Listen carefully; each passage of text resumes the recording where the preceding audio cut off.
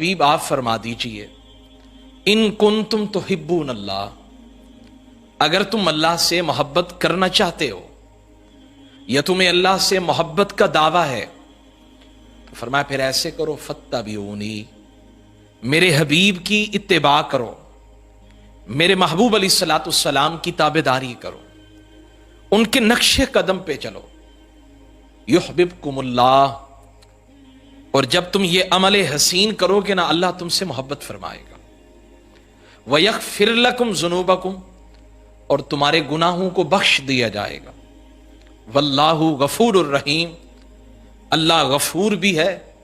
اور اللہ رحیم بھی ہے۔ عزیزان گرامی، بہترین دعا جو قرآن پاک کے اندر ہے،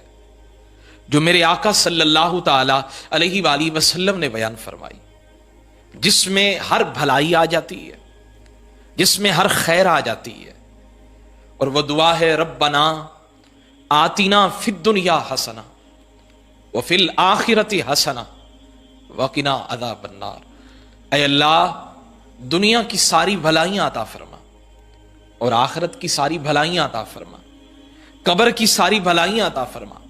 اور جہنم کی آگ سے بچانا۔ اس میں ساری بھلائیاں ساری خیر کی باتیں آ جاتی ہے۔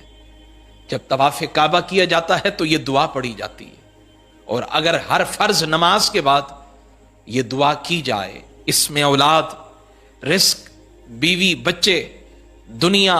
ہر نعمت آ جاتی ہے۔ کاش کہ اگر یہ سمجھ آ جائے کہ اس دعا کے اندر کائنات کی ساری خیر کی باتیں اللہ نے جمع کر